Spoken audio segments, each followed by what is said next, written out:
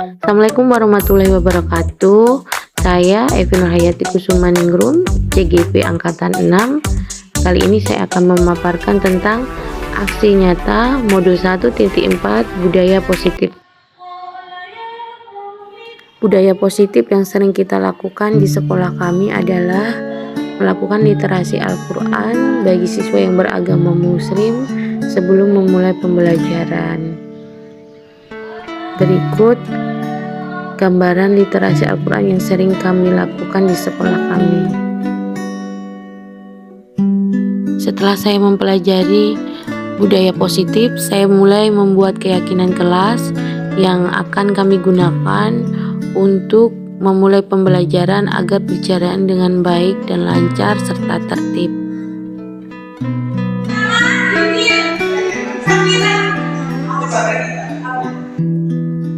Budaya positif lainnya yang saya lakukan adalah melakukan sholat duha sebelum belajar. Saya berharap dengan rutinitas ini kami bisa menanamkan nilai religius kepada siswa kami.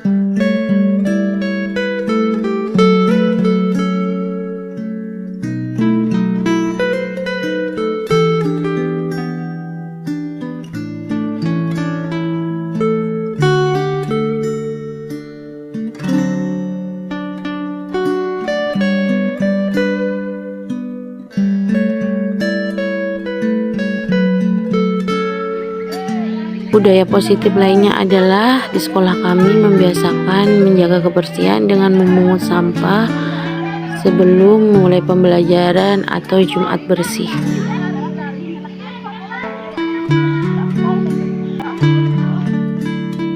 Berikut berbagi pemahaman dan pengalaman dengan rekan guru, baik dengan guru sekolah kami SMK 9 Pinang maupun dengan guru yang tergabung dalam MGMP. Assalamualaikum warahmatullahi wabarakatuh. Waalaikumsalam warahmatullahi wabarakatuh. Bapak Ibu Guru, terima kasih atas kehadirannya. Warahmatullahi wabarakatuh. Ya, di sini kita berbagi pengalaman. Kebetulan saya calon guru penggerak angkatan 6 akan membahas tentang budaya positif. Izinkan saya Bapak Ibu untuk mulai share screen.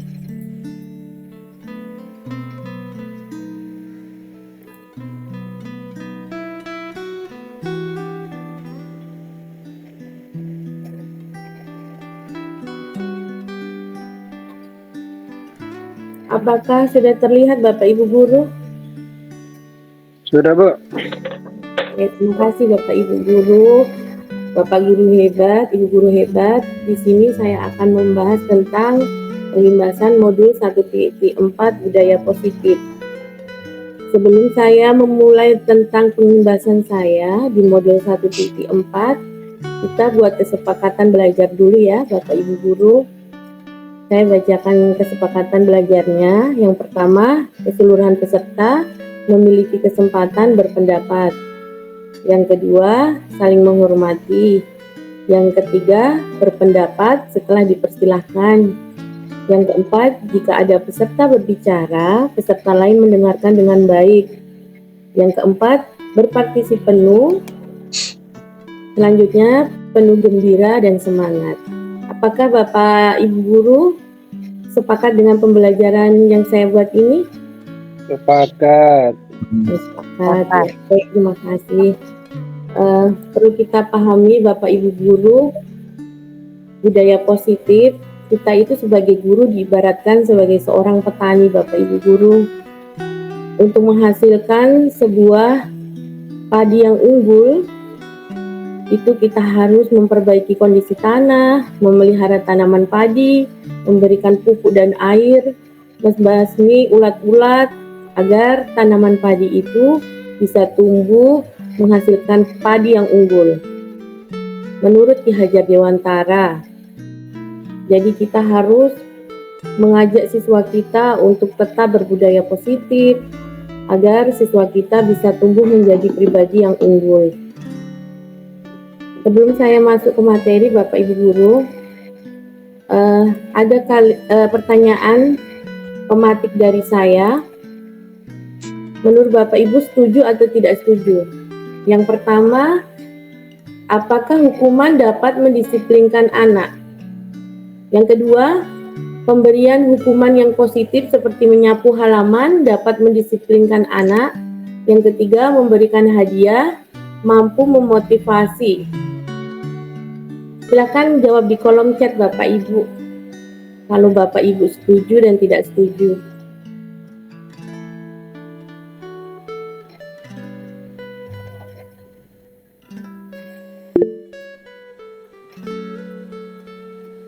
Ada yang tidak setuju Bapak Ibu atau setuju seperti Pak Khalil? Setuju. Ya, setuju. Baik Bapak Ibu, di sini mungkin ada yang setuju, ada yang tidak setuju. Ya.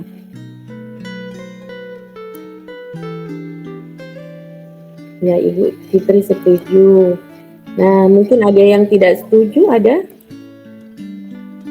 Setuju semua? Ya. Jadi, ya Ibu Anggra ini. Oh iya. Setuju. Ya, setuju. Kita lanjut.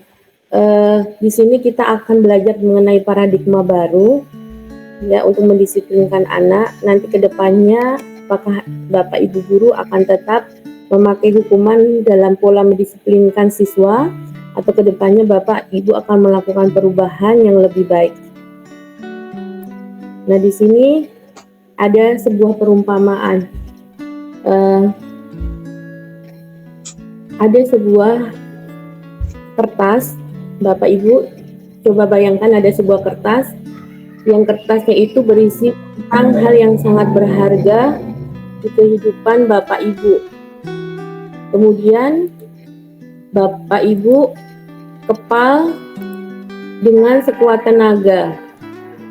Namun datang teman B yang mencoba dengan sekuat tenaga meminta barang atau benda yang ada di tangan ibu. Dia membujuk, mengancam, menghardik, ya, bahkan menyuap ibu.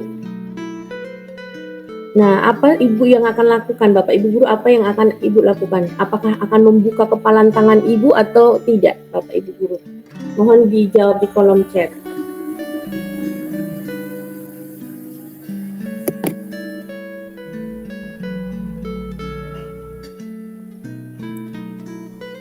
Apakah Bapak Ibu guru akan tetap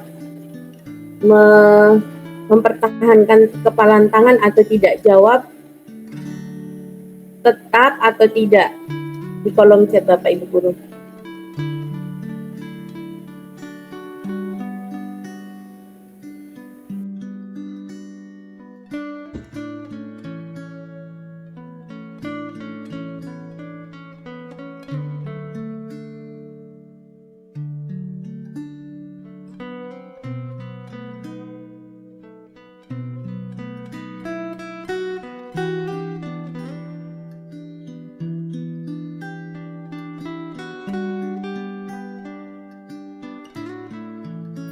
Ya, Bapak Ibu guru ada yang tetap mempertahankan, ada yang tetap mempertahankan semua. Oke. Nah, di sini Bapak Ibu guru sudah belajar tentang mengontrol diri. Di sini tentang paradigma baru yang perlu Bapak Ibu guru pahami. Menurut teori kontrol diri, yang pertama, ilusi guru mengontrol murid. Pada dasarnya Bapak Ibu guru, kita tidak boleh memaksa murid untuk menyesuaikan dengan keinginan kita. Karena siapa tahu murid itu harus menjelaskan dulu alasannya seperti apa, siapa tahu juga mempunyai tujuan. Yang kedua, ilusi bahwa kritik dan membuat orang merasa bersalah dapat menguatkan karakter. Ya, kalau kita mau mengkritik, itu lebih baik kita menggunakan nada yang pelan, nada yang halus, sehingga dalam penyampaian Bapak Ibu guru dapat diterima dengan baik oleh siswa. Yang ketiga, ilusi bahwa semua penguatan positif, efektif, dan bermanfaat. Jadi kita harus jelaskan manfaat tersebut, ajakan kenapa kita bisa mempengaruhi siswa. Namun terkadang ada efek negatifnya adalah siswa kadang ketergantungan dengan kita sebagai guru. Selanjutnya, di teori kontrol yang perlu kita pahami semua adalah ilusi bahwa orang dewasa memilih hak untuk memaksa. Nah, banyak orang dewasa yang mereka menganggap bahwa dirinya bisa memaksa kepada siswa ataupun kepada orang lain. Mungkin dia lebih dewasa, nah itu bisa mengakibatkan permusuhan atau trauma bagi siswa. Nah, di paradigma baru ini Bapak Ibu guru, kita belajar tentang teori kontrol. Kalau dulu itu namanya stimulus respon. Kita mencoba mengubah orang agar berpandangan sama dengan kita. Di teori kontrol, kita harusnya berusaha memahami pandangan orang lain tentang dunia. Kalau dulu di stimulus respon, perilaku buruk dilihat sebagai suatu kesalahan. Yang sekarang perubahan paradigma baru, semua perilaku memiliki tujuan. Dulu orang lain bisa mengontrol saya, sekarang hanya Anda yang bisa mengontrol diri Anda. Dulu saya bisa mengontrol orang lain, sekarang Anda tidak bisa mengontrol orang lain.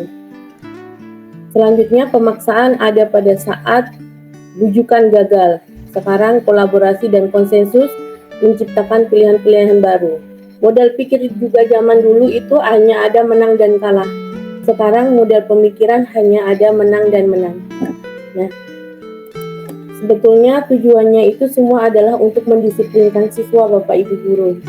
Nah, di sini perlu kita pahami sebenarnya disiplin itu adalah artinya belajar untuk menggali potensi, untuk mencapai sebuah tujuan. Namun budaya kita, makna disiplin telah berubah menjadi sesuatu yang dilakukan seseorang kepada orang lain untuk mendapatkan kepatuhan. Kita cenderung menghubungkan kata disiplin dengan ketidaknyamanan, bukan dengan yang orang kita berhargai. Menurut Ki Hajar Dewantara, Bapak Ibu guru, merdeka itu tidak hanya terlepas dari satu perintah, akan tetapi juga cakap buat memerintahkan diri sendiri. Sesungguhnya itu kesadaran intrinsik yang mendasari orang untuk disiplin, bukan dari pemaksaan dari orang lain, Bapak Ibu guru.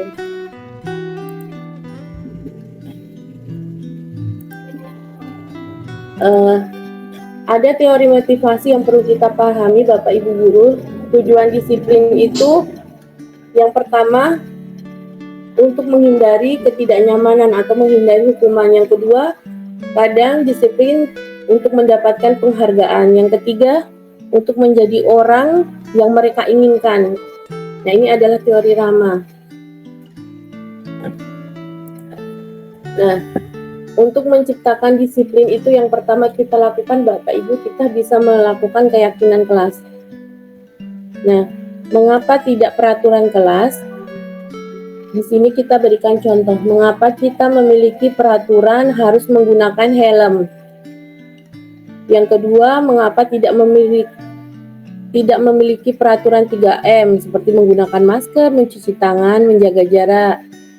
Yang ketiga, mengapa kita memiliki peraturan harus datang tepat waktu pada saat mengikuti belajar atau pelatihan. Nah, di sini seseorang harusnya kembali ke nilai-nilai keyakinan untuk menggerakkan seseorang dibandingkan mengikuti serangkaian peraturan-peraturan yang kemudian murid pahami. Kenapa kita harus datang tepat waktu? Nah, itu harusnya kita menyampaikan kepada siswa nilai-nilai kebajikan. Kita dapat datang tepat waktu supaya kita tidak terlambat dalam mengikuti pembelajaran. Sehingga muncul keinginan pribadi dari siswa untuk berubah menjadi yang lebih baik. Kenapa kita harus pakai helm? Nah, itu juga contoh yang lain. Nah, kita harus menanamkan nilai-nilai kebajikan dulu sebelum siswa melakukan peraturan tersebut, seperti kita harus memakai helm supaya kita tidak, saat terjatuh kita tidak mengalami cedera yang serius. Nah, keyakinan-keyakinan ini yang menggerakkan siswa untuk melakukan yang namanya kesepakatan. Nah, sekarang Bapak Ibu Guru, menurut Bapak Ibu Guru, gambar 1 dan gambar 2 ini mana yang disebut dengan keyakinan? Coba dijawab di kolom chat Bapak Ibu Guru. Mana yang termasuk dalam keyakinan kelas? Gambar 1 atau gambar 2 Bapak Ibu Guru? Gambar 1 yang ini. Datang tepat waktu, mengucapkan salam, menjaga kebersihan sekolah, yang warna hijau. Kalau yang gambar nomor 2, kami guru dan murid saling menyayangi. Kami murid yang semangat belajar. Kami murid yang peduli dengan teman-teman. Nomor 1 atau 2 Bapak Ibu Guru, silahkan bisa dijawab di kolom chat.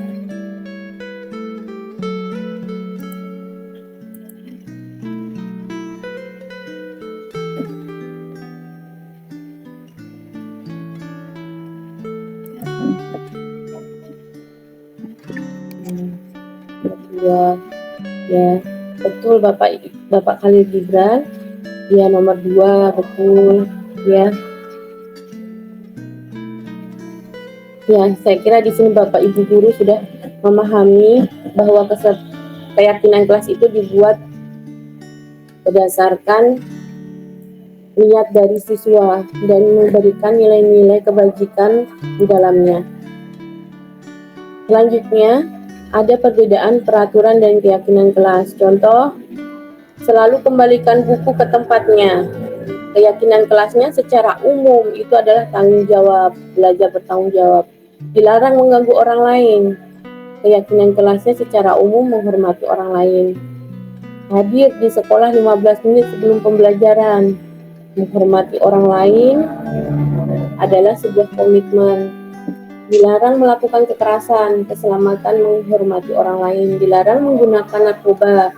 Ini keyakinannya adalah berkaitan dengan kesehatan. Nah, ada juga Bapak Ibu Guru perlu dipahami, terkadang penghargaan itu juga bisa menghukum. Karena terkadang kita sebagai guru juga selalu mengunggulkan pada salah satu siswa yang berprestasi. Nah, itu dapat mempengaruhi jangka panjang maupun jangka pendek. Bapak Ibu Guru mohon pahami bahwa jangka pendeknya penghargaan itu berlaku untuk mendapatkan seseorang melakukan sesuatu dengan jangka waktu pendek. Nah, karena ingin dipuji. Jika kita menggunakan penghargaan lagi dan lagi, ini jangka panjang, maka orang tersebut akan bergantung pada penghargaan yang diberikan, serta kehilangan motivasi dalam diri. Jadi kalau sudah tidak ada yang memuji, maka dia akan kehilangan semangatnya. Kemudian jika ingin mendapatkan penghargaan untuk melakukan sesuatu yang baik, maka selain kita senantiasa berharap mendapatkan penghargaan tersebut, kita pun menjadi tidak menyadari tindakan baik yang dilakukan. Kita tidak menyadari bahwa kita itu tujuannya agar kita menjadi orang yang lebih baik, namun menyadari bahwa itu hanya untuk penghargaan. Penghargaan juga merusak hubungan. Jika seseorang diberi penghargaan, dipuji di depan orang banyak, maka orang lain itu akan merasa iri. Dan sebagian dari mereka akan tidak menyukai orang yang diberikan penghargaan tersebut. Jika seorang guru sering memberikan penghargaan kepada muridnya, besar kemungkinan murid-murid termotivasi hanya untuk menyenangkan gurunya. Mereka tidak akan bersikap jujur kepada guru tersebut. Penghargaan juga menciptakan persaingan, dan mereka yang percaya bahwa mereka tidak memiliki kesempatan untuk mendapatkan penghargaan, mereka akan berhenti mencoba. Nah, di sini saya akan memaparkan tentang hukuman, konsekuensi, dan restitusi Bapak Ibu. Kalau paradigma lama Bapak Ibu Guru, hukuman sering digunakan untuk mendisiplinkan. Nah, ini dampaknya Bapak Ibu Guru kalau kita sering menggunakan hukuman pada saat kita ingin mendisiplinkan. Dampaknya murid menjadi marah, merasa bersalah, rendah diri, mengasingkan diri, tiba-tiba tidak berharap atau sangat melukai. Ya, hukuman biasa juga dibuat oleh guru, bisa juga itu menyakitkan bagi murid. Guru menjalani konsekuensi dengan menyalahkan, mengkritik, menyindir, dan merendahkan. Nah, sekarang di periode identitas sukses, periode baru Bapak Ibu Guru, kita diarahkan untuk melakukan konsekuensi. Kehilangan hak waktu jeda seorang diri penahan. Kita mengingatkan bahwa siswa tersebut untuk sementara waktu kehilangan haknya karena perbuatan dia yang tidak sesuai. Nah, biasanya juga dia sudah mengetahui dan masuk akal kalau di konsekuensi. Dan biasanya konsekuensi tidak hanya dibuat oleh guru, tapi dibuat juga oleh murid. Jadi murid juga dilibatkan dalam mendisiplinkan ini. Terus membantu guru juga menyatakan peraturan, melakukan peringatan, dan menerapkan konsekuensi. Kemudian di restitusi, ini juga disiplin di atasnya dari konsekuensi adalah restitusi. Murid tidak kehilangan waktu namun bersemangat untuk memperbaiki diri. Berupa undangan untuk mengadakan restitusi dan dibuat oleh murid atau anak. Menguatkan guru, menyebutkan keyakinan kelas, membimbing kerangka acuan dan berpikir restitusi murid dan anak.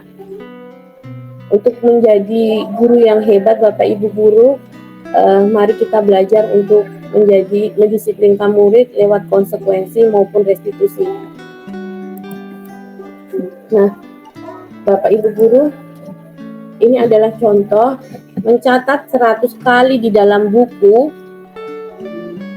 dengan kalimat saya tidak akan terlambat lagi ke sekolah. Ini termasuk dalam hukuman Bapak Ibu Guru karena siswa tersebut tidak menyambung pada 100 kali di dalam kalimat karena terlambat sekolah. Tujuannya tidak mendidik. Bisa diarahkan biasanya kita ke perpustakaan untuk belajar mengarah ke hal-hal yang positif, itu konsekuensi. Contoh lagi, lari mengelilingi lapangan basket 2 kali karena terlambat hadir ke sekolah. Nah, itu hukuman Bapak Ibu Guru. Jadi biasanya siswa merasa malu karena sudah lihat teman-temannya yang lain, dan kesalahannya juga harus disambungkan dengan apa yang dia sudah lakukan. Melakukan push up 15 kali karena tidak menggunakan masker ke sekolah, ini juga termasuk hukuman. Nah, ini yang termasuk konsekuensi menggantikan kertas tugas teman yang telah dicoret-coret. Nah, karena dia sudah mencoret-coret buku temannya, dia harus menggantikan. Ini salah satu bentuk tanggung jawab. Ini adalah konsekuensi, contoh dari konsekuensi. Membersihkan tumpahan air di meja tulis karena tersenggol pada saat belajar, ini termasuk juga dalam konsekuensi. Murid disuruh mengenakan sepatu seharian di sekolah karena tidak mengenakan sepatu hitam. Nah, ini termasuk hukuman karena terkadang siswa ada alasannya kenapa dia tidak mengenakan sepatu warna hitam.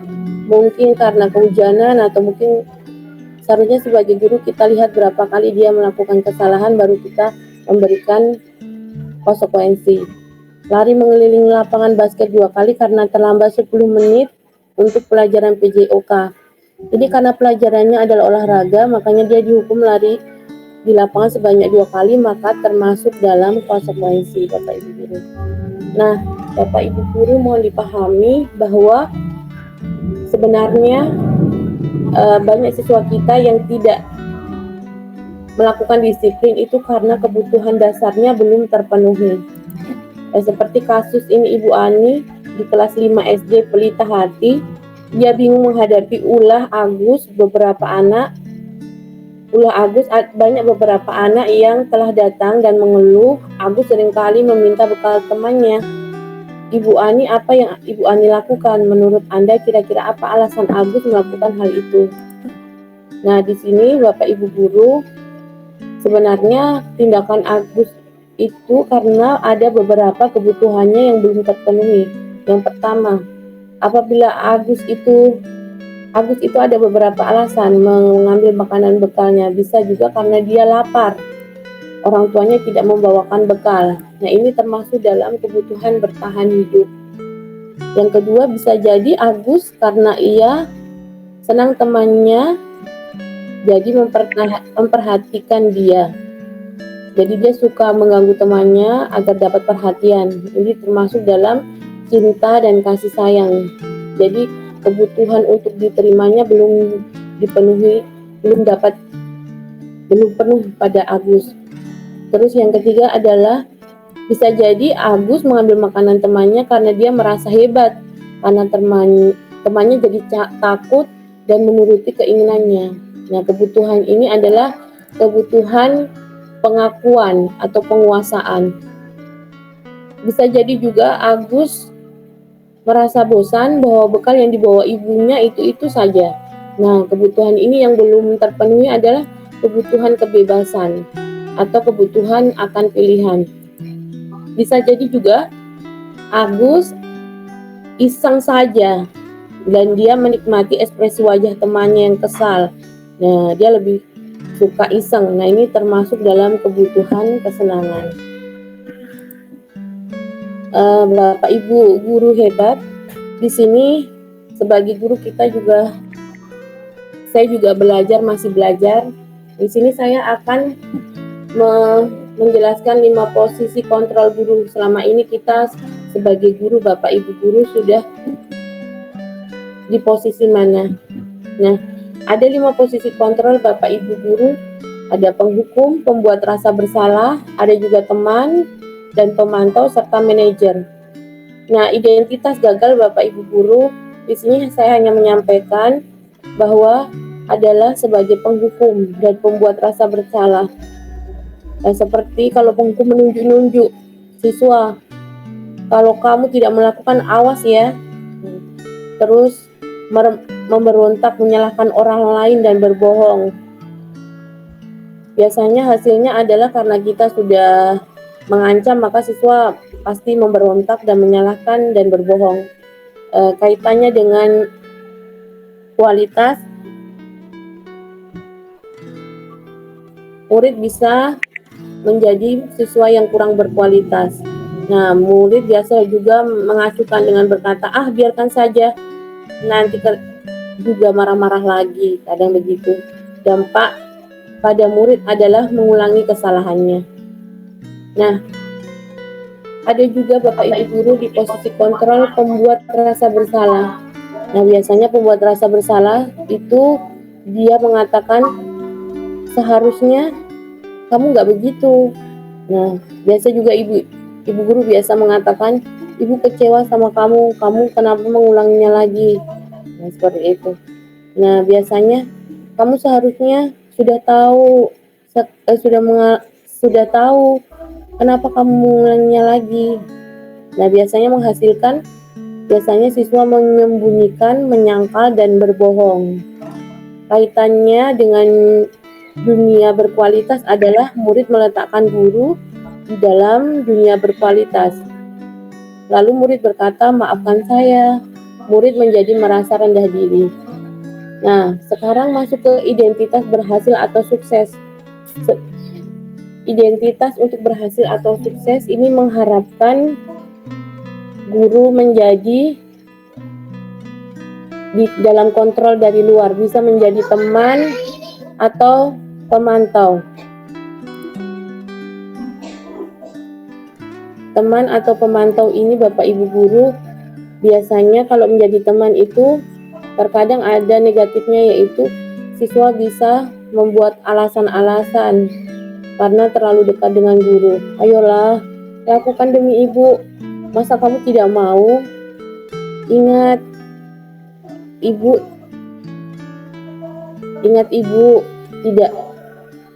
jangan melakukannya itu lagi ya, dengan santai seperti itu. Nah, hasilnya biasanya siswa menjadi ketergantungan.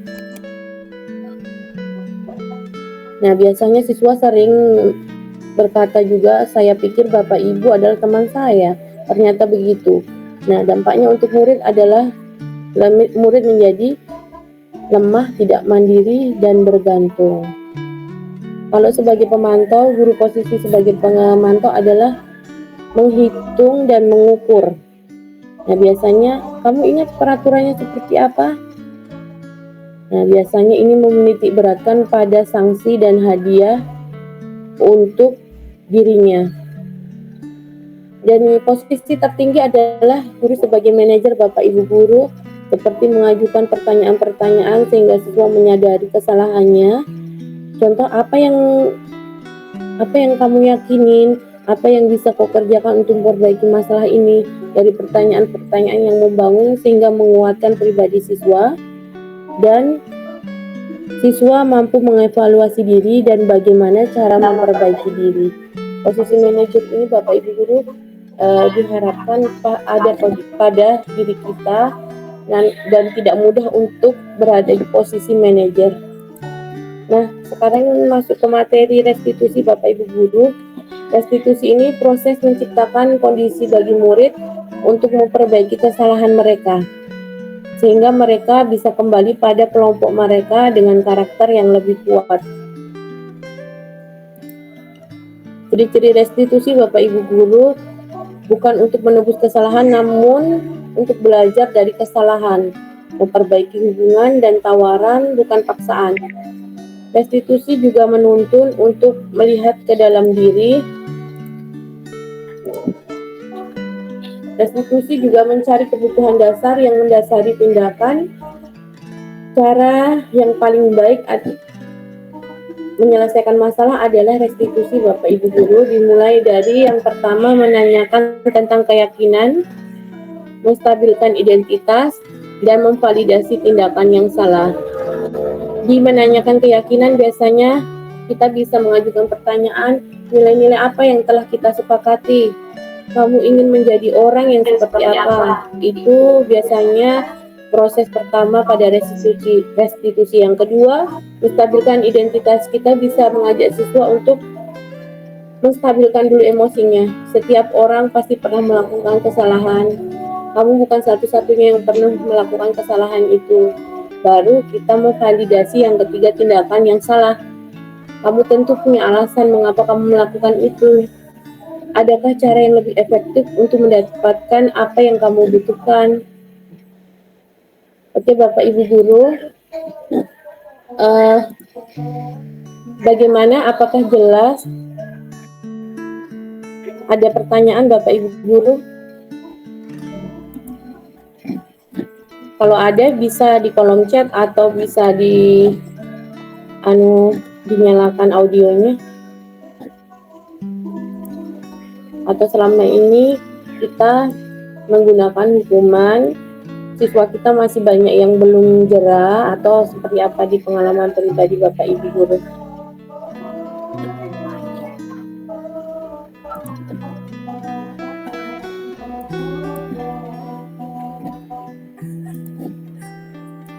Ya, sedikit saya menyimpulkan bahwa Bapak Ibu guru, kita sebagai guru selama ini sudah berbuat yang lebih baik dan memperbaiki diri, Bapak Ibu guru. Jadi untuk kedepannya kita selalu menjadi pribadi yang selalu belajar agar siswa-siswi kita. Oh iya, Pak Khalid Gibran, silakan Pak Khalid, ada pertanyaan? Suara saya kedengaran? Iya, kedengaran. Assalamualaikum warahmatullahi wabarakatuh.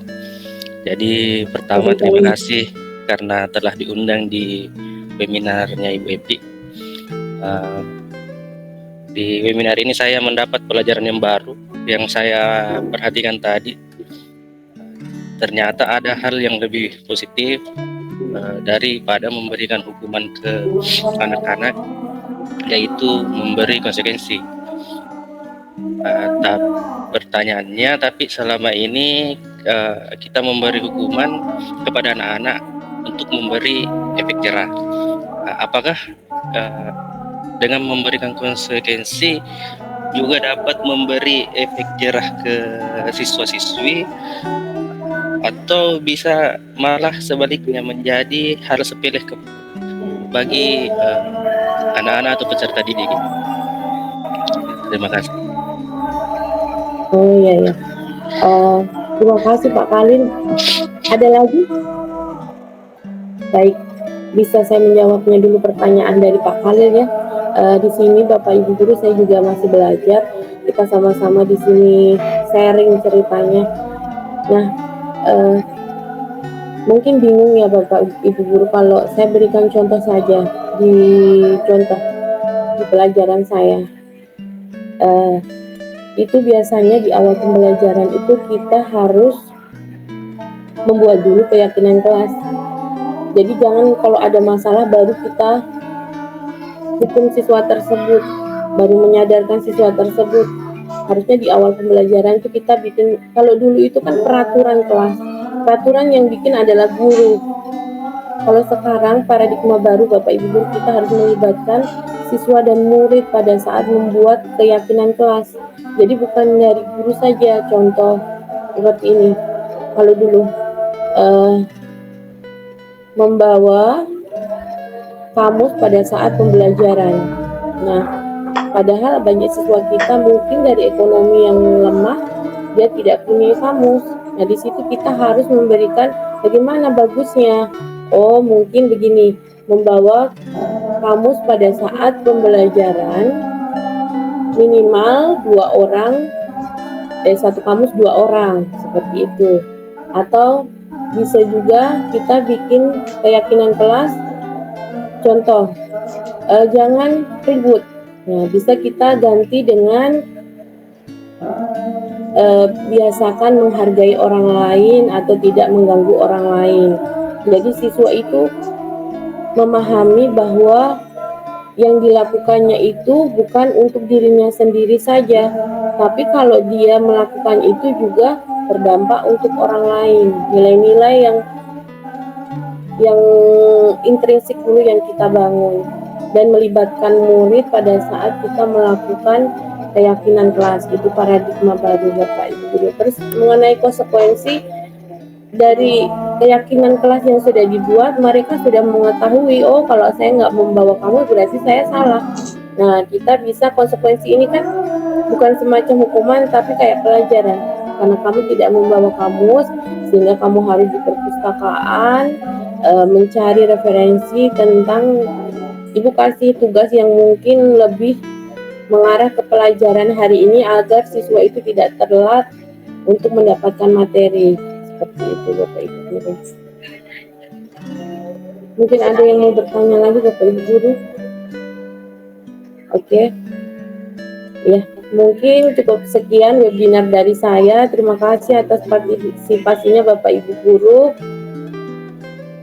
Dan terima kasih atas waktunya. Semoga di lain waktu kita bisa bertemu kembali dalam kondisi sehat dan berbagi ilmu kembali. Assalamualaikum warahmatullahi wabarakatuh. Warahmatullahi wabarakatuh. Waalaikumsalam warahmatullahi wabarakatuh. Salam.